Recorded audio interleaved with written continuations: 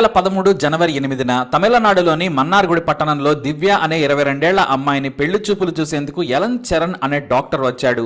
దివ్యను చూడగానే డాక్టర్ చరణ్ ఇష్టపడ్డాడు. ఇటు ఎలన్ కూడా దివ్యకు నచ్చాడు. పైగా అతను డాక్టర్. దివ్య తల్లిదండ్రులు మీకు కట్నం ఎంత కావాలని అడిగితే చరణ్ తల్లి నవ్వింది. దివ్య బంగారంలా ఉంది, మీ బిడ్డను మాకు కోడలుగా పంపితే చాలు, నా కొడుకు డాక్టర్, డబ్బుకు మాకు పెద్దగా ఇబ్బంది లేదు, మంచి అమ్మాయిని కోడలుగా కావాలనుకుంటున్నామని చెప్పింది డాక్టర్ చరణ్ తల్లి. ఆ మాటలు విని దివ్య తల్లిదండ్రులు పొంగిపోయారు. తాము కష్టపడకుండానే మంచి సంబంధం దొరికిందని మురిసిపోయారు. ఇక ఆ వెంటనే స్వీట్లు పలహారాలతో వారిని సంతోషపెట్టారు. దివ్య తమ్ముడు ప్రేమ్ కుమార్ సైతం ఎంతో మురిసిపోయాడు. మా అక్కకు మంచి సంబంధం దొరికిందని తల్లిదండ్రులను ఒప్పించాడు. ఇటు దివ్య సైతం తన సంతోషం వ్యక్తం చేసింది. కట్న కానుకల విషయం ఏమీ మాట్లాడుకోలేదు, కానీ 3 నెలల్లో పెళ్లి పెట్టుకోవాలనుకున్నారు. మరునాడు దివ్య తల్లిదండ్రులు బంధువులను తీసుకుని డాక్టర్ చరణ్ ఇంటికెళ్లారు. అక్కడ మేలో పెళ్లి పెట్టుకునేందుకు పండితులను పిలిచి ముహూర్తం పెట్టుకున్నారు. అయితే పెళ్లి దగ్గర పడుతున్న చరణ్ తల్లిదండ్రుల నుంచి రెస్పాన్స్ సరిగ్గా లేకపోవడంతో దివ్య తల్లిదండ్రులు ఆందోళన చెందారు. అప్పుడు చరణ్ తల్లి తనలోని డ్రామా క్వీన్ ను బయటకు తీసింది. మాకు మంచి మంచి సంబంధాలు వస్తున్నాయి, మాకు దివ్య బాగా నచ్చింది, కాకపోతే అల్లుడికి అత్తింటి వారు ఏం పెడుతున్నారని మా బంధువులు అడుగుతున్నారని అసలు విషయం చెప్పింది. దీంతో దివ్య తండ్రి ఆ విషయం మనం ముందే మాట్లాడుకుందామని చెప్పాను, కానీ మీరే ఏం మాట్లాడలేదు, నా బిడ్డకు ఏదడిగితే అది ఇస్తాను, నా తలకు మించిన భారమైన నా బిడ్డ సంతోషమే నాకు ముఖ్యమన్నాడు దివ్య తండ్రి. ఆ మాట విని చరణ్ ప్రెస్టేజ్కు తగ్గట్టుగా కట్న కానుకలు ఇస్తామని చెప్పాడు. కట్నం ఎంతిచ్చినా కనీసం 100 తులాల బంగారం పెట్టాలని చరణ్ తల్లి డిమాండ్ చేసింది. ఆమె మాటలు విని దివ్య తల్లి భయపడింది. మనకు ఈ సంబంధమే వద్దని దివ్య తండ్రికి చెప్పింది. కానీ అతను డాక్టర్, ఇలాంటి సంబంధం నీకెక్కడ దొరుకుతుంది, ఆ మాత్రం కట్నం అడగకుండా ఉంటారా అని భార్యపైనే కోప్పడ్డాడు దివ్య తండ్రి. మరోవైపు దివ్య తమ్ముడు కూడా ఈ సంబంధం నాకు నచ్చిందన్నాడు. దీంతో 100 తులాల బంగారం, 5 కిలోల వెండి, ఒక కారు, 35 లక్షల కట్నం ఇచ్చి బంధువులందరినీ పిలిచి గ్రాండ్గా పెళ్లి చేశాడు దివ్య తండ్రి. తన కూతురు సంతోషంగా మళ్లీ ఏ కష్టం రాకుండా తండ్రి కోసం ఎదురు చూడకుండా బ్రతకాలనుకున్నాడు. దివ్య కూడా సంతోషంగా అత్తగారింటికి వెళ్ళింది. మొదటి 3 రోజులు బాగానే గడిచాయి. 4వ రోజే దివ్య అత్త పేచీ పెట్టింది. బంగారం మొత్తాన్ని ఇంట్లోనే తూకం వేసి తూచింది. 2 గ్రాములు తక్కువ వచ్చిందని కోడలు దివ్యపై ఆగ్రహం వ్యక్తం చేసింది అత్త. అత్తగారంటే భయమే లేదా, కూతురును పంపేటప్పుడు సరిగ్గా చూసుకోవద్దా, మేం లెక్కలు చూసుకోమని అనుకున్నారా అని భయపెట్టడంతో కొత్తగా అత్తారింటికి వెళ్లిన దివ్య కంగారు పడింది. వెంటనే తన తండ్రికి ఫోన్ చేసి విషయం చెప్పడంతో ఆమె తమ్ముడు పరుగు పరుగున 3 తులాల బంగారు ఆభరణం కొని ఇంటికి తీసుకొచ్చాడు. మమ్మల్ని బంగారం షాపు వాళ్ళు మోసం చేశారేమో ఆంటీ, మేము చూసుకోలేదని సారీ చెప్పి వచ్చాడు దివ్య తమ్ముడు. ఆ తర్వాత దివ్య దగ్గర ఉన్న బంగారం వెండి మొత్తం తీసుకొని తన గదిలో ఉంచుకుంది. ఇవన్నీ నీకెందుకు, నాకు ఉన్నది ఒకటే కొడుకు, నీదైతేనేం నాదైతేనేం అని చెప్పింది. దివ్య అత్తగారి మీద ఆమె తల్లి మొదటి నుంచి భయపడింది. ఎందుకంటే అనుకున్నదే జరిగింది. సరిగ్గా 2 నెలలకు ఇంట్లో వంట పని సరిగ్గా రావడం లేదని దివ్య మామ స్పూన్ విసిరేస్తే ఆమె తలకు బలంగా తాకింది. ఆమె అత్త సైతం తల మీద కొట్టింది. ఇదే విషయాన్ని భర్తకు చెప్పడంతో 20 ఏళ్ళు వచ్చినా నీకు ఇంటి పని నేర్పలేదా అని దివ్య మీద కోప్పడ్డాడు ఎలన్. తన పరిస్థితి ఎలా అయిందేంటని ఫోన్ చేసి తన తండ్రికి చెప్పుకుంది దివ్య. ఆమె తమ్ముడైతే దివ్యనే తిట్టాడు. అప్పుడే ఫిర్యాదులు చేయకు, బతకడం నేర్చుకోమని తన అక్కకు గట్టిగా చెప్పాడు. ఇంతలో CA పరీక్షా ఫలితాలు రావడంతో ఫస్ట్ క్లాస్లో పాస్ అయింది దివ్య. ఆమె తాను ఉద్యోగం చేస్తానంది, మంచి శాలరీ వస్తుందని తన భర్త చరణ్కు చెప్పింది. అతను మా అమ్మను అడగమని సలహా ఇచ్చాడు. ఇదే విషయాన్ని దివ్య తన అత్తతో మాట్లాడింది. నీకు డబ్బులు కావాలంటే మీ నాన్న దగ్గర తెచ్చుకో, పెళ్ళైన ఆడది ఇంట్లోనే ఉండాలి, బయటకెళ్ళి ఇష్టం వచ్చినట్లు తిరుగుదామనుకుంటున్నావా, నువ్వు ఇంట్లోనే ఉండాలని గట్టిగా చెప్పింది. దీంతో దివ్య బాధతో ఇంటికే పరిమితమైపోయింది. అయితే ప్రతిసారి ఏదో ఒక విషయంలో సాధించడం మొదలుపెట్టింది దివ్య అత్త. ఒకసారి తన మామ కనీసం ఆడపిల్లని అలాగే కోడలు అని కూడా చూడకుండా కట్నం తక్కువగా ఇచ్చారు, మరో 10 లక్షలు తీసుకురమ్మని జుట్టు పట్టుకుని కొట్టాడు.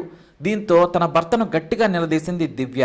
కోడలను ముట్టుకుని కొడతాడా, మీ నాన్నకు కామన్ సెన్స్ ఉందా అంటూ ఫైర్ అయింది. దీంతో మా నాన్ననే అంత మాట అంటావా అంటూ చరణ్ భార్యను విపరీతంగా కొట్టాడు. ఆ మరునాడే దివ్య పుట్టింటికి వచ్చేసింది. తన బిడ్డను కొట్టడంపై బంధువుల దగ్గర పంచాయతీ పెట్టాడు దివ్య తండ్రి. దాదాపు 1 నెల రోజుల గొడవ తర్వాత కుటుంబ పెద్దలు సముదాయించారు. దీంతో మళ్లీ దివ్య అత్తగారింటికి వెళ్ళింది. అదనపు కట్నం కోసం మళ్లీ పంచాయతీ పెడుతుండటంతో తన కూతురు బాధ చూడలేక 10 లక్షలు ఇచ్చాడు ఆమె తండ్రి. ఈలోపు దివ్య గర్భం దాల్చింది. ఆ వంకతో అత్తగారి వేధింపులు పోతాయని పుట్టింటికి వచ్చేసింది. కొడుకు పుట్టే వరకు తన ఇంట్లోనే హాయిగా గడిపింది. కొడుకు పుట్టిన తరువాత దివ్య భర్త డాక్టర్ చరణ్ ఆమెను ఇంటికి తీసుకెళ్లాడు. మళ్లీ భార్యను వేధించడం మొదలుపెట్టాడు. అలా ఓసారి 5 లక్షలు, మరోసారి కొత్త కారు, ఇలా మరో 25 లక్షల పైన వసూలు చేశారు చరణ్ తల్లిదండ్రులు. చరణ్ కు డాక్టర్ గా మంచి పేరొచ్చింది. పెద్ద కార్పొరేట్ హాస్పిటల్లో డాక్టర్ గా సెటిల్ అయ్యాడు. దీంతో తన కొడుకుకు వేరే పెళ్లి చేయాలని, తనకు తానుగా దివ్య పారిపోయేలా చేయాలని అత్త, మామ, భర్త ప్లాన్ చేశారు. ప్రతిరోజు ఆమెను ఏదో ఒక సాగుతో తిట్టడం చేసేవారు, ఎదురు తిరిగితే కొట్టేవారు. దీంతో తాను ఉండలేనని ప్రతిసారి కొడుకుని తీసుకుని తండ్రి దగ్గరకు వెళ్లేది. కానీ ఏదో ఒకటి చెప్పి బ్రతిమలాడి కూతురుని పంపేవాడు దివ్య తండ్రి. మరోవైపు ఆమె సోదరుడు ప్రేమ్ కుమార్ తొందరపడి తన అక్కదే తప్పన్నట్టుగా మాట్లాడడంతో మరింత కుంగిపోయేది. నువ్వు నీ కుటుంబాన్ని సరిదిద్దుకోవాలి, భర్తను అదుపులో పెట్టుకోవాలి. అతను నీ మాట వింటే నీ అత్తమామ ఏం చేస్తారని తిట్టాడు. నా మొగుడే వెధవ, నేను వెధవని ఏం అదుపులో పెట్టుకుంటాను? చదువుకున్న మూర్ఖుడు నా భర్త, డాక్టర్ అనుకుని గొప్పవాడనుకుంటున్నారు, వాడొక సైకో అని తన తమ్ముడికి క్లాస్ తీసుకుంది. తనలోని బాధనంతా చెప్పుకొని ఏడ్చింది. అయితే ఆ బాధని ఆ సమయంలో అర్థం చేసుకున్న తమ్ముడు మళ్ళీ 10 రోజుల తర్వాత బ్రతిమలాడి పెద్దలను తీసుకెళ్లి చరణ్ అత్తమామలకు దివ్యను అప్పగించి వచ్చారు తండ్రి కొడుకులు. అప్పటికి దివ్య భయంగానే ఇంట్లో అడుగుపెట్టింది. ఆమె సైతం తన కొడుకు భవిష్యత్తు కోసం వెళ్లాలనుకుంది. ఏ రోజైనా వాళ్ళు మారకపోతారా అనుకుంది దివ్య. అయితే ఎంత కొట్టినా, ఎంత హింసించినా దివ్యను పంపిస్తూ ఉండడంతో చరణ్ అతని తల్లిదండ్రులు రగిలిపోయారు. ఇంతకంటే మనం ఏం చేయగలమని ఆలోచించారు. చివరకు దివ్యను చంపి అనారోగ్యంతో చనిపోయిందని చెబుదామని ప్లాన్ చేశారు. దివ్య చనిపోతే ఆమె తెచ్చిన బంగారం, వెండి, కారు మనవే అవుతాయి. మనవడిని మన దగ్గరే ఉంచుకొని మొత్తం కాజేసేద్దాం అనుకున్నారు. కానీ చంపడానికి వారికి ధైర్యం చాలలేదు. దివ్యను ఎలా చంపాలా అని ఆలోచించి తమ బంధువుల్లోనే ఉన్న 2 పాత నేరస్తుల సాయం తీసుకున్నారు. వారి పేర్లు శివకుమార్, సెందిల్. సరిగ్గా పెళ్లైన 4 ఏళ్లు నరకం చూపించిన దివ్య భర్త, అత్తమామలు చివరకు హత్య చేసేందుకు పథకం వేశారు. ఎందుకంటే ఆమె తాము పెట్టే టార్చర్కు భయపడి పారిపోతుందనుకున్నారు. కానీ దివ్య తండ్రి మారకపోతారా అని మూర్ఖంగా ఆలోచించాడు. ఆమె సోదరుడు ప్రేమ్ కుమార్ తప్పు కూడా దివ్య జీవితానికి ముగింపు పలికే రోజు వచ్చేలా చేసింది. జూలై 17, 2017న రాత్రి భోజనాలైన తర్వాత దివ్య కొడుకును పడుకోబెడతానని తీసుకెళ్లింది ఆమె అత్త. అయితే అదే సమయానికి దివ్య భర్త డాక్టర్ చరణ్ తాను ఇంటికి వస్తున్నానని ఫోన్ చేసి తల్లికి చెప్పాడు. కానీ నువ్వు రావద్దు, మేము దివ్యను చంపేస్తున్నాం, నువ్వు హాస్పిటల్లోనే ఉండమని చెప్పింది. నీ మీదకు కేసు రాకూడదు, మేము 3 నెలలు జైల్లో సరదాగా ఉండి బెయిల్ మీద వచ్చేస్తాం, కానీ నువ్వు జైలుకు వెళ్లే పరిస్థితి రావద్దని కొడుకుకు చెప్పింది. దీంతో సరేనని డాక్టర్ చరణ్ వెనక్కి వెళ్లిపోయాడు. ఇక దివ్య గదిలోకి సెందిల్, శివకుమార్లు వెళ్లారు. ఆమె నా గదిలోకి ఎందుకు వచ్చారని బయటికి వెళ్ళమని చెప్పింది. కానీ ఆమెను బెడ్ మీదకు నెట్టి శివకుమార్ గట్టిగా మీద కూర్చొని పట్టుకోగా సెందిల్ దిండుతో ఆమె చనిపోయే వరకు మొహం మీద పెట్టి నొక్కాడు. దాదాపు 5 నిమిషాలు పెనుగులాడి ప్రాణాలు విడిచింది దివ్య. ఇక హత్య చేసిన తర్వాత ఆల్కహాల్తో ఆమె గదిలో ఫింగర్ ప్రింట్స్ లేకుండా తుడిచేశారు. అలాగే సెందిల్, శివకుమార్ల జుట్టు రాలిందేమోనని మొత్తం క్లీన్ చేశారు. ఆ తర్వాత కూల్గా ప్రభుత్వ హాస్పిటల్కి తీసుకెళ్లారు చరణ్ తల్లిదండ్రులు. మీ కూతురికి ఆరోగ్యం బాగలేదు, తొందరగా హాస్పిటల్కి రావాలని, ప్రభుత్వ హాస్పిటల్కి రావాలి అని ప్రత్యేకంగా సూచించి చరణ్ తల్లి ఫోన్ చేసి చెప్పింది. ప్రభుత్వ హాస్పిటల్కు ఎందుకు తీసుకెళ్లారు? ప్రైవేట్ హాస్పిటల్లో ఆమె భర్త డాక్టర్ అయితే అక్కడికి తీసుకెళ్లకుండా ఇక్కడికి ఎందుకు అని దివ్య తండ్రి ఫోన్లో చెప్పేలోపే కాల్ కట్ చేసేశారు. దీంతో పరుగున దివ్య తల్లిదండ్రులు హాస్పిటల్కి వెళ్లారు. కానీ అప్పటికే డాక్టర్ చరణ్ తల్లిదండ్రులు కన్నీళ్లు పెడుతున్నారు. చరణ్ సైతం వచ్చి ఏడ్చాడు. కూతురి బాడీని చూడగానే దివ్య తండ్రి కుప్పకూలిపోయాడు. అయితే ఆమె బాడీ మీద గాయాలున్నాయి. చేతులను గట్టిగా పట్టుకున్న చోట ఎర్రగా చర్మం కమిలి ఉంది. ముక్కు కూడా ఎర్రబారింది. తమకు బాడీ ఇవ్వాలని, అంత్యక్రియలు చేస్తామని చరణ్ అతని తల్లిదండ్రులు డాక్టర్లను కోరారు. కానీ ఇది మెడికో లీగల్ కేసు, మాకు అనుమానంగా ఉంది, పోలీస్ కేసు పెట్టి ఎఫ్ఐఆర్ కాపీ తీసుకుని రమ్మని చెప్పారు.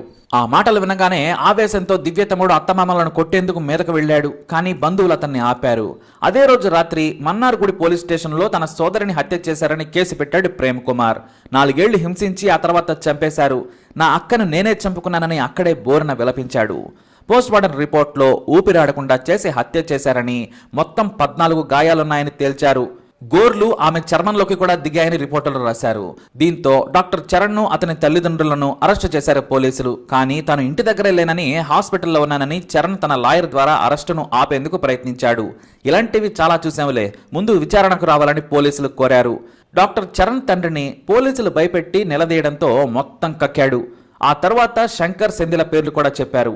పోలీసులు వారిద్దరిని అరెస్టు చేసి స్పెషల్ ట్రీట్మెంట్ ఇవ్వడంతో మొత్తం కథ చెప్పుకొచ్చారు. చరణ్ను అతని తల్లిదండ్రులను తమదైన పద్ధతిలో విచారించగా ఈ ఘోరమైన కథకు ముగింపు పలికేలా చేశారు దుర్మార్గులు. డాక్టర్ చరణ్ను పోలీసులు తప్పుపట్టారు. చదువుకున్న నీకు ఇదేం పద్ధతని చీకొట్టారు. ఇంత కట్నం తీసుకొని 25 ఏళ్ల ఆడపిల్లను అడవి పందుల్లా మీద పడి చెప్పుతారా అంటూ ఆగ్రహం వ్యక్తం చేశారు. అయితే చరణ్కు సంబంధం లేదని పోలీసులు ముందు వాదించిన గృహహింసతో పాటు వరకట్న కేసులు పెట్టి లోపలేశారు పోలీసులు. దివ్యను చంపి మళ్లీ చరణ్కు పెళ్లి చేసి కట్నం సంపాదించాలనుకున్నారని విచారణలో తేలింది. ఆడవాళ్లకు ఆడవాళ్లే శత్రువు అంటే ఇదేనేమో. బిడ్డలాంటి దివ్యను పొట్టన పెట్టుకుంది ఆమె అత్త. ఈ కేసు తమిళనాడులో సంచలనం సృష్టించింది. అయితే తన కూతురు అత్తగారింటికి వెళ్లడానికి భయపడితే కనీసం 20 సార్లు పంపించారని తన తండ్రి తలబాదుకున్నాడు. తన అక్క బాధను అర్థం చేసుకోలేకపోయానని మీడియా ముందు బోరమన్నాడు ఆమె తమ్ముడు ప్రేమ్ కుమార్. నేను ఆమెకు అండగా ఉంటే ఈ ఘోరం జరిగేది కాదని వాపోయాడు. మరి ఈ చదువుకున్న డాక్టర్కి ఎలాంటి శిక్ష పడాలి? మీ అభిప్రాయాన్ని కమెంట్ ద్వారా తెలియజేయండి. ఇలాంటి ఇన్ఫర్మేషన్స్ కోసం ఈ వీడియోని లైక్ చేయండి, షేర్ చేయండి, మా ఛానల్ని సబ్స్క్రైబ్ చేసుకోండి.